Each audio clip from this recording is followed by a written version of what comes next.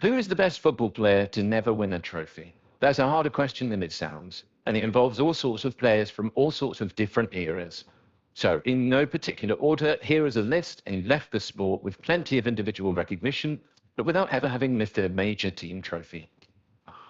Wayne is an obvious place to start. He's captained his country to World Cups and European Championships. He's won Golden Boots and Player of the Season awards, and he's even appeared in the Champions League final in 2019. But he is still yet to capture that maiden title. Kane himself has stacks of individual awards. He was included in the Premier League's Team of the Season 6 times and is Tottenham's all-time record goalscorer. When he moved to the Bundesliga and Bayern Munich in 2023, he even became the most expensive player in the history of German football. And Kane, of course, still has time to leave this list. While the chance for international honours is now dwindling, he and Bayern will surely contend in the Bundesliga before much longer. But Kane might not even be the greatest English player never to win anything. Fulham's Johnny Haynes, who once finished third in the Ballon d'Or voting and has his own statue outside Fulham's Craven Cottage, was actually the first British-based player to be paid £100 per week. But in a career spanning the 1950s and 60s, he never won a trophy. Nor did Tom Finney. He spent almost his entire career at Preston and was unquestionably one of the finest wingers in the history of British football. He was a two-time Footballer of the Year in England, but he never acquired the Winners' Medal collection to go with that status, and he retired in 1963. And there are others too, not of the same status, but whose talent took them to good careers and are never medalled. Matthew Le Tissier was a one-man club at Southampton, always remaining loyal, and for a period in the 1990s made the Goal of the Season award practically his own.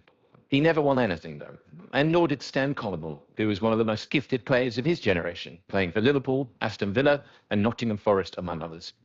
So what about other countries? You might remember Giuseppe Signori, the diminutive Lazio forward with a siege gun of a left foot and an unorthodox two-step penalty-taking technique, was one of the deadliest strikers in Italy in the 1990s and was a three-time top scorer in Serie A. But while he did win league titles at lower levels of the game, he never actually won a major competition. Nor did another famous Italian forward, Antonio Di Natale.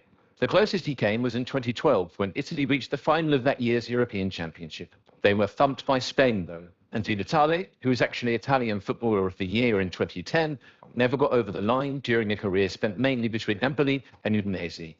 Julen Guerrero's career with Athletic Bilbao came at the perfect time. He broke through in the early 1990s, when the game was becoming mainstream, and his boyish good looks and elegant dribbling made him a natural star.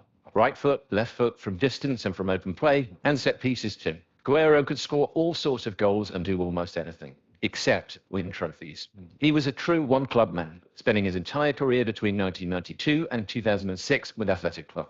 But at a time when not just Real Madrid and later Barcelona would control Spanish football, but when Valencia and Deportivo La Coruña were mightier powers, he and Athletic never broke through. Until very recently, the Bundesliga's Bayer Leverkusen were nicknamed Weisekusen, or Neverkusen, on account of their many near misses at the turn of the millennium.